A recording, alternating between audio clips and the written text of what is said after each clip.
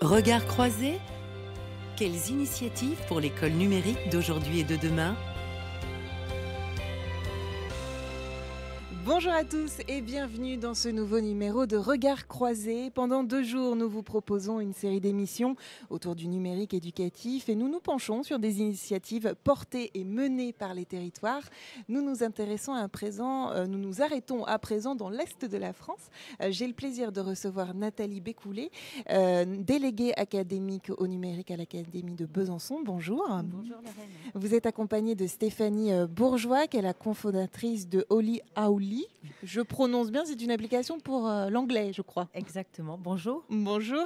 Et troisième personne autour de ce plateau, Christine François, déléguée académique au numérique pour l'Académie de Nancy-Metz. Bonjour. Bonjour. Donc plateau exclusivement féminin, les femmes dans le numérique, voilà.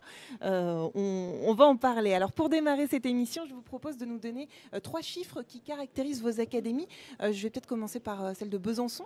Très bien, alors le premier chiffre que j'avais envie de partager avec vous, c'est le taux de poursuite d'études des nouveaux bacheliers, puisque dans notre académie, il est passé de 68% en 2014 à 81% en 2016, et que cette augmentation est en partie portée par l'accroissement du passage de Bac Pro en BTS. Et pour nous, c'est effectivement un point de bonheur. Le deuxième chiffre, ça serait une focale plutôt sur le nombre de jeunes réellement décrocheurs qui diminue de 5,6% entre 2016 et 2017. Et le troisième point, je vais parler du numérique évidemment, c'est que lors de l'année 2016-2017, nous avons participé à 318 modules de formation dédiés au numérique et à l'innovation. Donc par rapport au nombre de jours ouvrés, de jours de classe, nous avons été assez phosphorescents. Voilà, et on va en parler tout au long de cette émission. Christine François, 3 chiffres qui présentent votre territoire. Oui, nous sommes allés sur la dimension recherche, puisque l'Académie de Nancy-Metz a un fort partenariat avec l'Université de Lorraine, qui est une université très importante sur le territoire national. Et nous avons la chance d'accueillir 3 projets IFRAN dans notre académie sur la question de la recherche et de l'innovation dans le numérique éducatif, ce qui signifie près de 10 doctorants qui travaillent actuellement dans l'académie autour des écoles maternelles, collèges et lycées. Donc on est en plus sur de l'interdegré et on a beaucoup de chance d'avoir des chercheurs dans les classes pour produire de la ressource. Deuxième chiffre, c'est l'implication des collectivités territoriales dans notre académie, très importante. Nous avons 3 départements qui sont entrés à 100% des collèges dans le plan numérique collège, avec vraiment un déploiement très très massif des équipements, des infrastructures, des outils à l'élève pour mieux les faire réussir, et près de 400 écoles qui ont vraiment associé les communes autour de la question du numérique.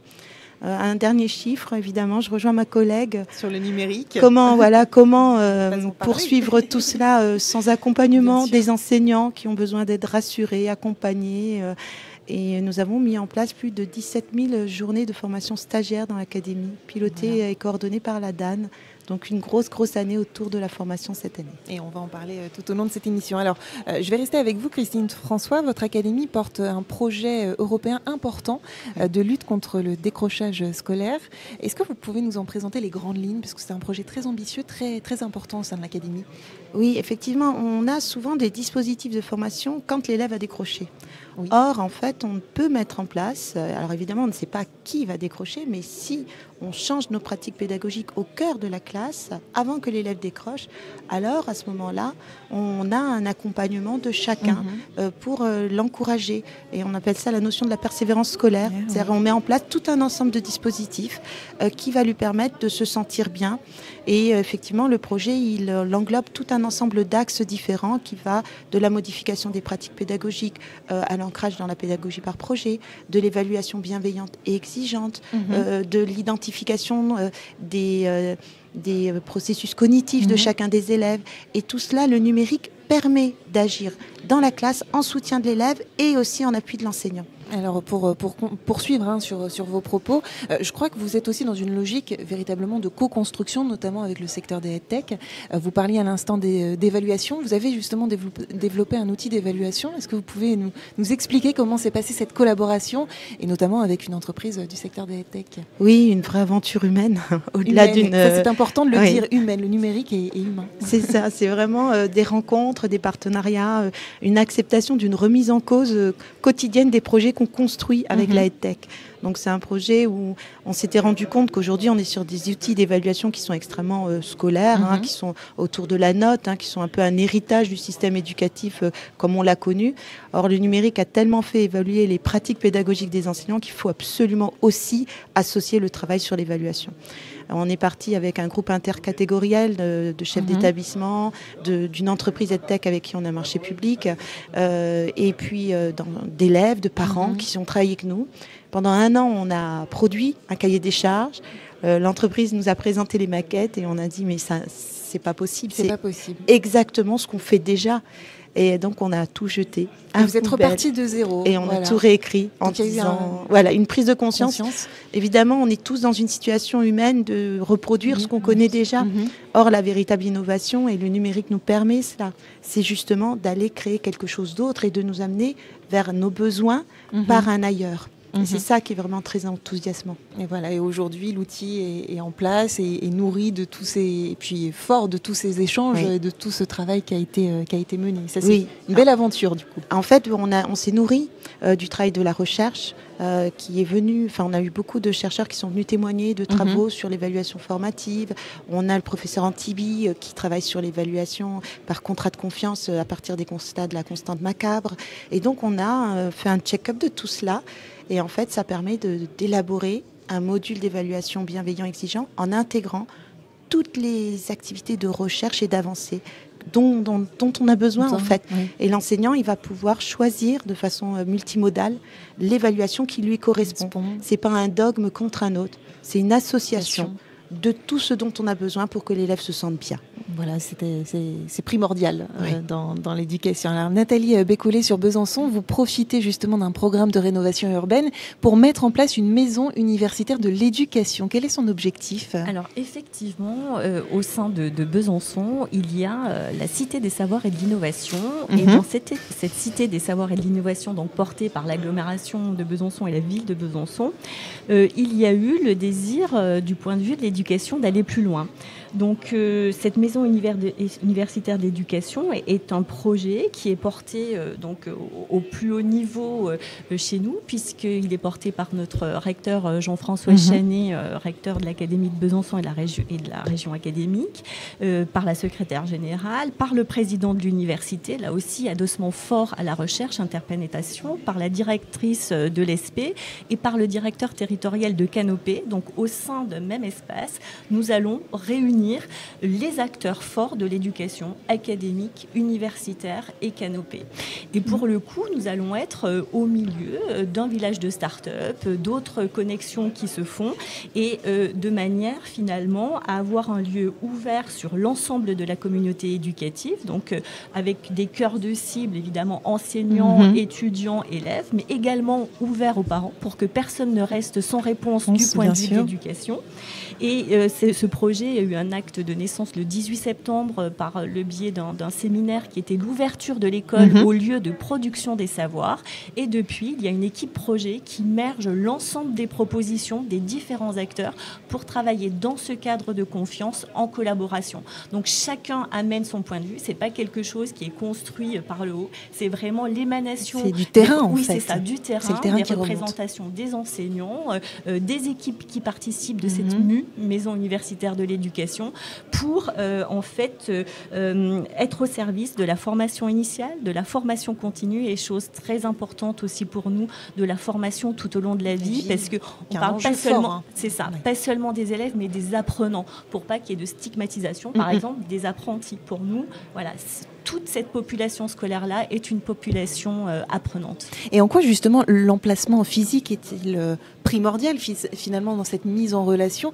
Et comment le numérique peut-il être porteur de valeur, parce que c'est ça tout l'enjeu aussi. Oui, effectivement. Donc l'idée, comme on travaillait déjà très très bien ensemble, mais de manière séparée, l'idée c'était de savoir comment on pouvait partager nos expériences, parce que nous avons tous des démarches projets, beaucoup de projets, et c'était finalement unir nos forces pour aller dans le même sens, avoir une culture commune, ne pas être étranger à la culture de l'université, même si évidemment il y a déjà énormément de passerelles. Hier, l'ESP faisait une journée sur apprendre autrement à l'université, et du coup, avec d'autres acteurs de l'éducation que sont par exemple les startups. Et le numérique, par exemple, va nous permettre, ce n'est pas un projet que citadin, c'est un projet qui relie l'ensemble. On a aussi un territoire rural et on n'oublie pas cette ruralité, c'est de rapprocher ce territoire, par exemple par le biais de robots de simulation de présence, pour qu'un enseignant dans une petite école puisse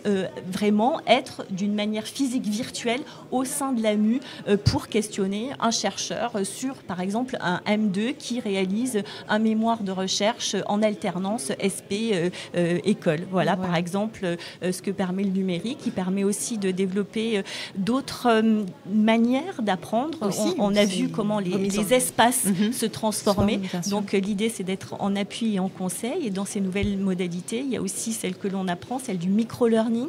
Au lieu d'avoir des grandes plages de formation, d'avoir des petits temps de formation, mais maillés tout au long de l'année. Et ça, on ne peut pas se déplacer, se démultiplier physiquement. Et là, le numérique le permet. Est une opportunité. Par exemple. Stéphanie Bourgeois, je vous laisse peut-être rebondir sur les propos de Nathalie Bécoulet, justement. C'est important qu'il y ait des synergies entre, finalement, deux univers qui sont un peu différents, celui de la start-up et puis celui du monde éducatif.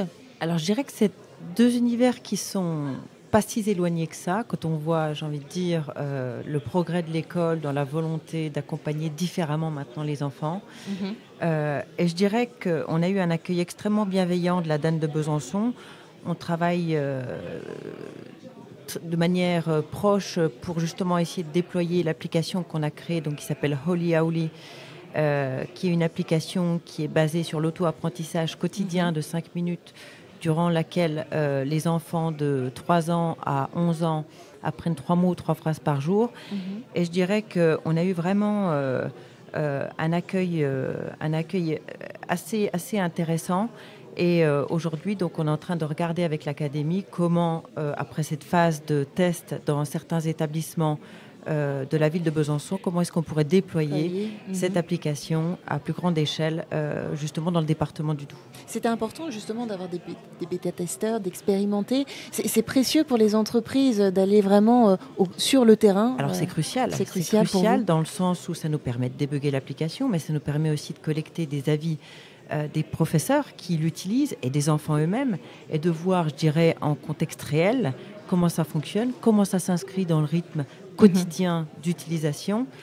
C'est extrêmement précieux pour nous. Pour vous, vous en êtes un bel exemple. Justement, on voit tous ces efforts de co-construction. Christine François, vous avez déployé une carte mentale, outil que vous avez déployé aussi avec une start-up.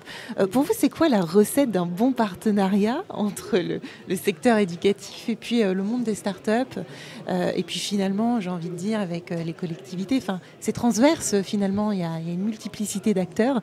Voilà, c'est quoi la recette d'un bon partenariat pour vous ? Je crois que c'est d'abord du temps. C'est-à-dire qu'il faut se laisser du temps pour bien se connaître, pour bien connaître les attentes de chacun, de quoi a-t-on besoin comme collaboration et comme partenariat. Il faut se laisser du temps. Le temps nous permet de nous installer dans un climat de confiance. Important. Très beaucoup de bienveillance aussi. Oui, exactement. Je crois que c'est vraiment une dimension que le numérique en fait ne fait que renforcer. Souvent on a l'impression que le numérique va nous créer de la distance et déshumaniser quelque part. En réalité on se rend compte que ça nous permet de réinventer et de réenchanter les projets, de re-questionner, de changer de posture et quelque part nous provoque de l'innovation, mais par la relation de confiance qu'on a installée. Et c'est vraiment quelque chose de très très important. Quelqu'un qui vient pour un one-shot, vous proposer un projet sur une année, ça n'a pas de sens. Il faut s'installer dans la durée. Et c'est vrai qu'on a vraiment sur la tech, on a vraiment des gens qui ont des valeurs partagées avec l'éducation nationale. Je crois qu'il faut en témoigner. C'est-à-dire que souvent, vous rencontrez des entreprises qui partagent les valeurs que nous avons. Et je crois que c'est quelque chose de très important. Et c'est vrai, la communauté numérique, on se retrouve, c'est-à-dire que les gens sont fidèles à la question du bien-être de l'élève, de la réussite de l'élève, d'apporter quelque chose de vraiment nouveau, de différent, et aussi d'accompagner les enseignants, de ne pas les bouleverser. Voilà, il y a tout ça qui fait que ça fonctionne. Justement, vous parliez d'accompagnement des enseignants. Sur Besançon, vous avez développé un escape game à destination des enseignants. Je voudrais qu'on s'arrête 2 petites minutes sur ce projet-là, parce que c'est un projet qui a fait boule de neige et qui est aujourd'hui utilisé par les élèves. Est-ce que vous pouvez nous en dire un petit peu plus ? Oui, exactement. Alors, à l'origine, nous avions envie donc de développer d'autres modalités d'apprentissage pour ne pas être descendant dans le cadre des formations du plan numérique éducatif. Et pour le coup, on s'est tourné vers un collègue d'Anne, Christophe Roderer, qui nous a permis de disposer de ces formateurs pour nous-mêmes être formés au sein de l'ADAN pour créer notre premier escape game qui s'appelait Numystère, de manière à ce que nous puissions développer cet escape game dans nos différentes formations. Ensuite, nous en avons fait un autre, puisqu'on a vu que ça avait très bien marché, qui s'appelle « Connais-moi, échappe-toi » sur les données personnelles, où là, les enseignants disposent des données personnelles d'un voleur pour arriver à le trouver et finalement à l'identifier. Et ce qui est très amusant, c'est qu'une fois que nous avions formé l'ensemble de ces enseignants sur des escape games, eux-mêmes en ont produit. Je pense par exemple à un escape game dans le premier degré qui s'appelle « Élémentaire, mon cher Watson », où là, cet escape game a été construit par les conseillers pédagogiques, par les enseignants référents aux usages numériques de la circonscription de Champagnole pour former d'autres professeurs des écoles. Et donc là, on arrive à un autre niveau qui est aussi très surprenant, c'est que maintenant, ce sont les élèves qui produisent des escape games pour d'autres élèves, dans la liaison de la classe de 3e à la classe de seconde. Donc les élèves de seconde ont construit un escape game pour leur camarade de 3e qui va arriver dans leur lycée, le lycée Jean-Michel de Lons-le-Saunier, et les collégiens du collège de l'Arc à Dole ont produit eux aussi leur escape game qu'ils font faire, ils défient, ils challengent leurs camarades de seconde. Et donc là, en fait, c'était une déclinaison que nous n'attendions pas, en fait. Et qui s'est produite. Exactement. Voilà. Donc en fait, on voit aussi que quand il y a la méthodologie, il y a un transfert, puisqu'il y a l'envie finalement de trouver de nouvelles modalités d'apprentissage et de sensibilisation, et c'était rendu possible par le numérique pour le coup. Alors rapidement, et vous me donnez une transition toute faite, on va parler de sensibilisation pour terminer cette émission. Christine François, vous avez mis en place un dispositif qui s'appelle Au calme sur le web, un dispositif intéressant et important aussi parce qu'on parle du numérique et il y a des dérives parfois. Justement, ce dispositif, est-ce que vous pouvez nous le présenter ? On est vraiment sur des questions de sensibilisation et d'éducation finalement aux médias et aux réseaux sociaux. C'est vrai qu'on a cette question d'une académie dans une démarche de déploiement du numérique de façon extrêmement volontariste, où on engage les collectivités avec nous. On a la chance d'avoir la rectrice Florence Robine qui pilote tout cela et coordonne avec vraiment beaucoup de soutien dans nos actions quotidiennes. Et il fallait aussi que nous soyons en situation d'accompagner les enseignants, les équipes de direction dans les usages du numérique, dans je dirais le bon usage, mais en fait, on a dépassé la notion du bon usage.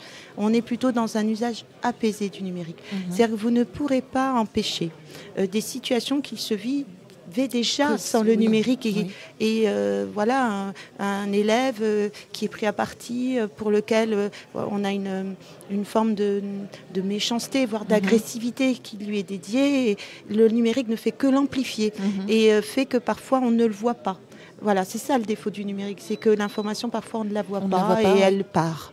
Mais nous n'empêcherons jamais ce qui se fait déjà sans le numérique. Et justement, ce dispositif-là, il a pour but de sensibiliser les enfants. Oui, en fait, c'est un dispositif où le rectorat accompagne vraiment par un accompagnement adapté à chaque besoin d'un établissement, les élèves. Concrètement, on agit auprès des élèves, à la demande du chef d'établissement. Donc c'est un copilotage où on a tout un ensemble en fait, d'activités qu'on a fabriquées sous forme de mallettes organisées, mais qui sont animées par l'académie.